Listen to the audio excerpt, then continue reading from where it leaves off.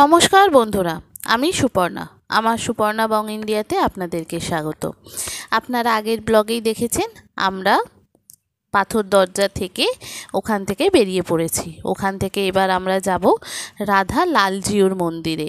তো এখান থেকে সামনেই এই পাথর দরজা থেকেই মন্দিরটি দূর উপর থেকে দেখতে পাওয়া যায়। তো এই হচ্ছে রাধা লালজিউর মন্দির, একদম কাছাকাছি। বন্ধুরা, আমার ব্লগটি যদি আপনাদের ভালো লাগে অবশ্যই আমার চ্যানেলকে সুপর্ণা বং ইন্ডিয়া তাকে সাবস্ক্রাইব ও ফলো করে দেবেন, দিয়ে আমার পাশে থাকবেন। যদি ইউটিউব থেকে দেখেন তাহলে সাবস্ক্রাইব করে দেবেন, আর যদি ফেসবুক ইনস্টাগ্রাম থেকে দেখেন তাহলে ফলো করে দেবেন। তো জাস্ট একটু রাস্তা, আমরা এখান থেকে আবার অটো ধরে নিলাম, নিয়ে 5 মিনিটও লাগলো না, মন্দিরটি দূর থেকে দেখা যাচ্ছে দেখুন। তো এই মন্দির হচ্ছে রাধা লালজিউর মন্দির। তো আমরা এখানে চলে এলাম। এখানে কোনো এন্ট্রি টিকিট নেই, শুধু এই যে পার্কটি আছে, পার্কের প্রবেশের জন্য আপনাকে 5 টাকা করে দিতে লাগবে মাথা পিছু। তো এখানে যেহেতু ছোট বাচ্চা আছে আমাদের 5 টাকা দিতে হলো, আর বড়দের জন্য কোনো টিকিট দিতে হলো না। চলুন তাহলে রাধা লালজিউর মন্দিরে আপনাদেরকে নিয়ে যাই।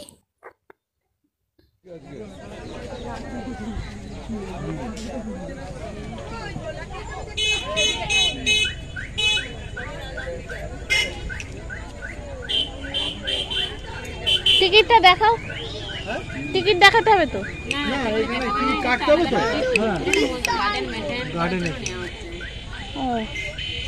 বাচ্চাটা লাগবে। এইখানে অনেক পার্ক আছে, দেখ খেলতে পারবি। চলো, ওই তো ওই ঠাম্মার সঙ্গে যাও, খেলো ওখানে। ওই দিক দিয়ে, ওই দিক দিয়ে। পার্ক আছে, পার্কে কিছু নেই। আরে পার্কে আছে না, আছে শুধু স্লাইড আছে। দোলনাটা একটু আছে, ওইটা তো চাপতে পারবে না। আমি ওইটাই যাবো। চল আমি এটা দিয়ে এন্ট্রি যাও। পিছন আমার কাছে একবার।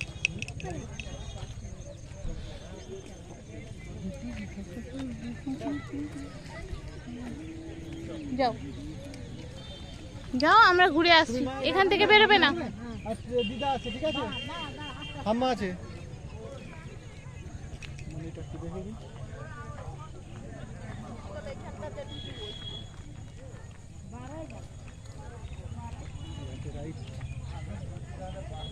লালাজি মন্দির, বালাজি মন্দির, লালাজি মন্দির।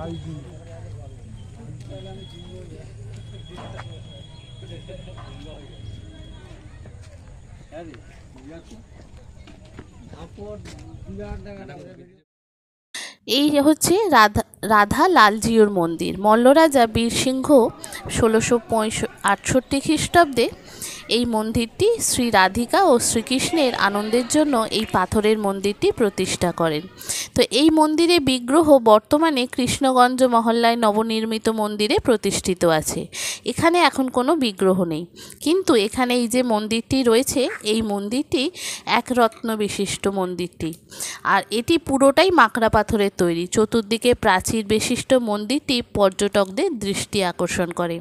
শতাধিক বর্ষের পূর্বেও এই মন্দিরের বিগ্রহ বিষ্ণুপুরের কৃষ্ণগঞ্জ মহল্লায় নবনির্মিত মন্দিরে প্রতিষ্ঠিত আছে। কথিত আছে রাধা লালজিউর ভোগ নিবেদনের সাথে তামাক সাজিয়ে দেওয়া হতো, আর সেই মুহূর্তের মন্দির চত্বরে মিষ্ট গন্ধে ভরপুর হয়ে উঠত।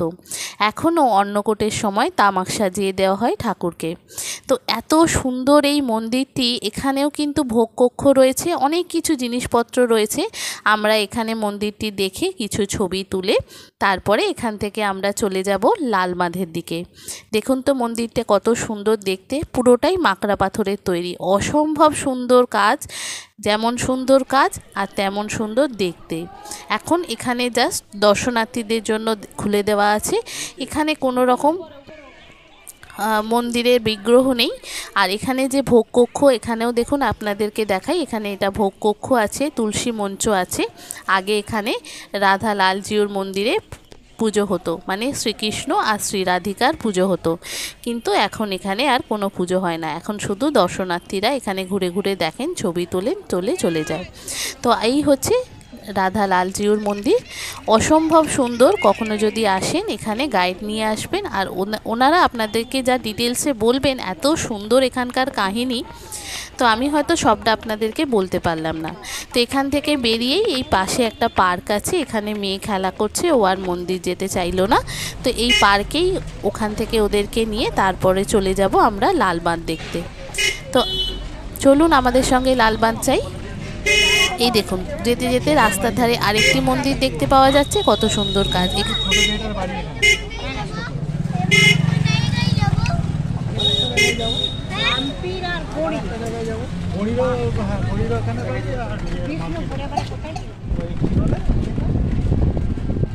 আরে ওই যে কোথা কোথা কি ছিল, মুন্নি মুন্নি মুন্নি মুন্নিরা মনে হয় এখানে।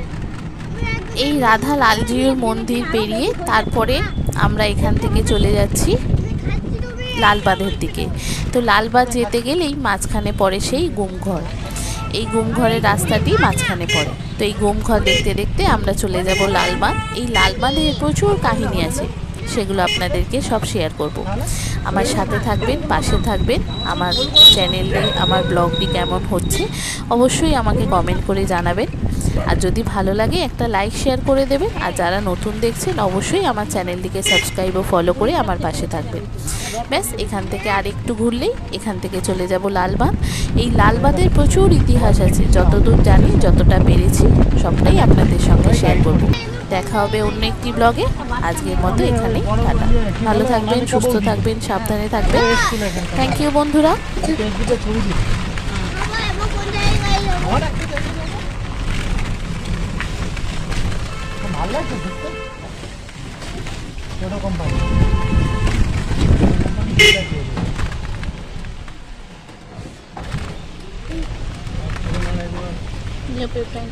না ওই ইয়ে দেখি তিনবার